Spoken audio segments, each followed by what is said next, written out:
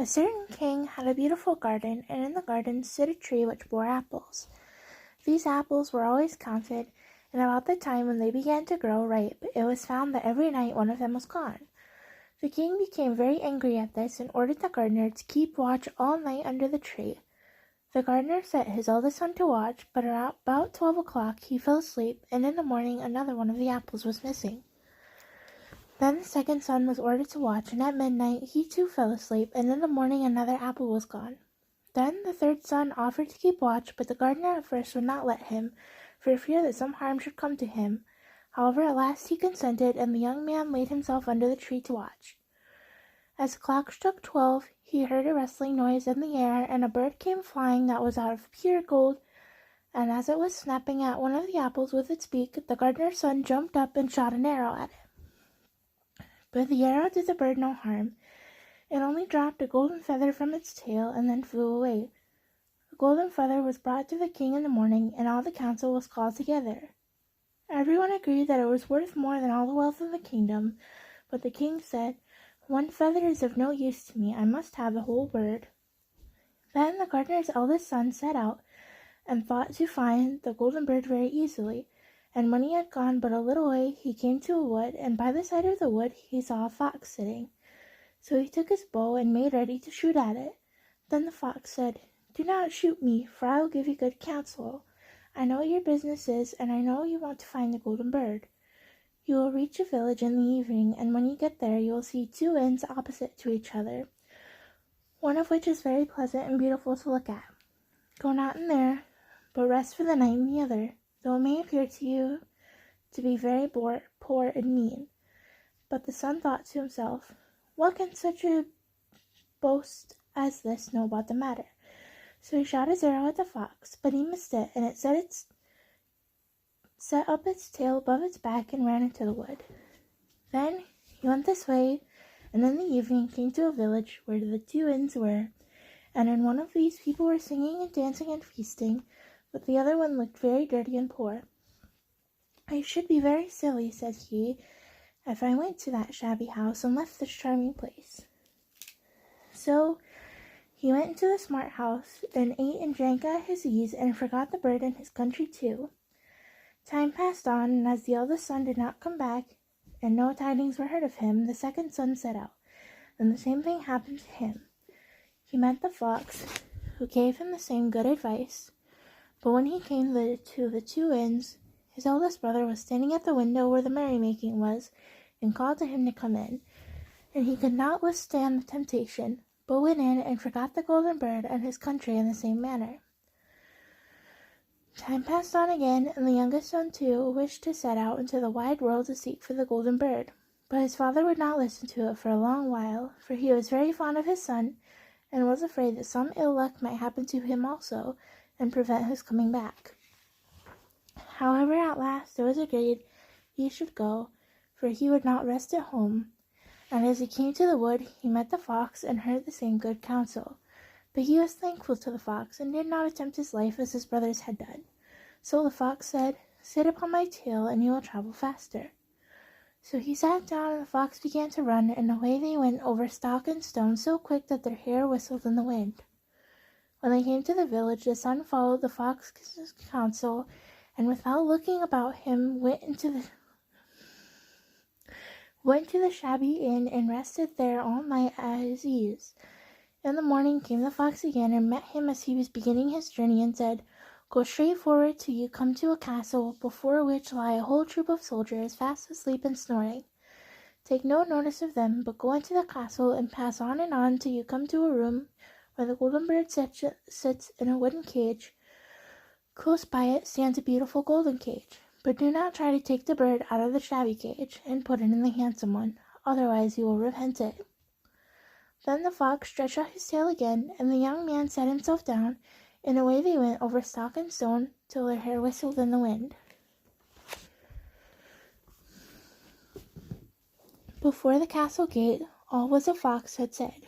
So the son went in and found the chamber where the golden bird hung in the wooden cage, and below stood the golden cage, and the 3 golden apples that had been lost lying close by it. Then he thought to himself, It will be a very droll thing to bring such a fine bird in the shabby cage." So he opened the door and took hold of it and put it in the golden cage.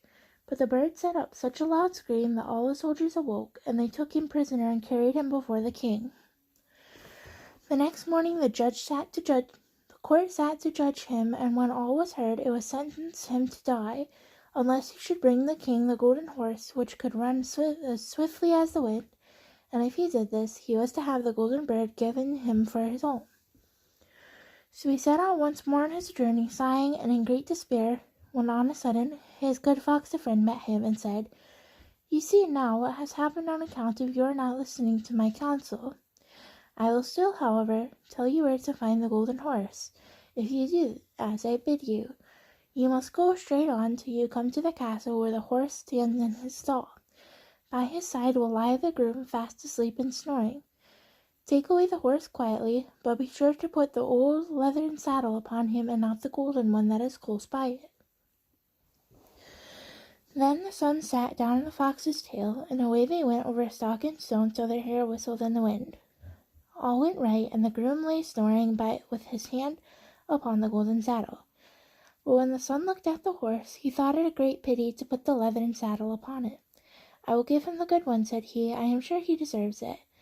As he took up the golden saddle, the groom awoke and cried so loud that all the guards ran in and took him prisoner, and in the morning he was again brought before the court to be judged, and was sentenced to die. But it was agreed that, if he should bring thither a beautiful princess, he should live and have the bird and the horse given to him for his own. Then he went his way again, very sorrowful. But the old fox came and said, "Why did you not listen to me? If you had, you would have carried away both the bird and the horse. Yet I will once more give you counsel. Go straight on, and in the evening you will arrive at the castle. At 12 o'clock at night the princess goes to the bathing house. Go up to her and give her a kiss, and she will let you lead her away, but take care you do not suffer her to go and take leave of her father and mother." Then the fox stretched out his tail, and so away they went over stock and stone till their hair whistled again. As they came to the castle, all was as the fox had said, and at 12 o'clock the young man met the princess going to the bath, and gave her a kiss, and she agreed to run away with him, but begged with many tears that he would let her take leave of her father. At first he refused, but she wept more and more, and fell at his feet till at last he consented. But the moment she came to her father's house, the guards awoke, and he was taken prisoner again. Then he was brought before the king, and the king said, "You shall never have my daughter unless in 8 days you dig away the hill that stops the view from my window." Now this hill was so big that the whole world could not take it away, and when he had worked for 7 days and had done very little, the fox came and said, "Lie down and go to sleep. I will work for you." And in the morning he awoke, and the hill was gone, and so he went merrily to the king and told him that now it was removed he must give him the princess. Then the king was obliged to keep his word, and away went the young man and the princess, and the fox came and said to him, "We will have all three, the princess, the horse, and the bird." "Ah," said the young man, "that would be a great thing, but how can you contrive it?" "If you will only listen," said the fox, "it can soon be done. When you come to the king and he asks for the beautiful princess, you must say, 'Here she is.' Then he will be very joyful, and you will mount the golden horse that they are to give to you, and put out your hand to take leave of them, but shake hands with the princess last.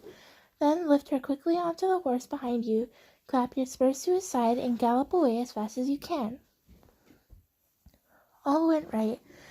Then the fox said, "When you come to the castle where the bird is, I will stay with the princess at the door, and you will ride in and speak to the king, and when he sees that it is the right horse, he will bring out the bird, but you must sit still and say that you want to look at it to see whether it is the true golden bird, and when you get it into your hand, ride away." This too happened as the fox said. They carried off the bird, the princess mounted again, and they rode on to a great wood. Then the fox came and said, "Pray, kill me, and cut off my head and my feet." But the young man refused to do it, so the fox said, "I will at any rate give you good counsel. Beware of 2 things. Ransom no one from the gallows, and sit down by the side of no river." Then away he went. "Well," thought the young man, It is no hard matter to keep that advice. He rode on with the princess, till at last he came to the village where he had left his two brothers. At there he heard a great noise and an uproar, and when he asked what was the matter, the people said, "2 men are going to be hanged." As he came near, he saw that the 2 men were his brothers, who had turned robbers, so he said, "Cannot they in any way be saved?" But the people said no, unless he would bestow all his money upon the rascals and buy their liberty. Then he did not stay to think about the matter, but paid what was asked, and his brothers were given up and went on with him towards their home. And as they came to the wood where the fox first met them, it was so cool and pleasant that the brothers said, "Let us sit down by the side of a river and rest a while to eat and drink." "Very well," said he, and forgot the fox's counsel, and sat down on the side of the river, and while he suspected nothing, they came behind and threw him down the bank, and took the princess, the horse, and the bird, and went home to the king their master, and said, "All this we have won by our exertions." Then there was great rejoicing made, but the horse would not eat, the bird would not sing, and the princess wept. The youngest son fell to the bottom of the river's bed. Luckily it was so nearly dry, but his bones were almost broken, and the bank was so steep that he could find no way to get out. Then the old fox came once more and scolded him for not following his advice, otherwise no evil would have befallen him. "Yet," said he, "I cannot leave you here, so lay hold of my tail and hold fast." Then he pulled him out to the river and said to him as he got upon the bank, "Your brothers have set watch to kill you if they find you in the kingdom." So he dressed himself as a poor man, and came secretly to the king's court, and was scarcely within the doors when the horse began to eat, the bird to sing, and the princess left off weeping. He went straight to the king, and told him all his brothers' roguery, and they were seized and punished, and he had the princess given to him again, and after the king's death he was heir to the kingdom. A long while after, he went to walk one day in the wood, and the old fox met him, and besought him, with tears to his eyes, to kill him and cut off his head and feet.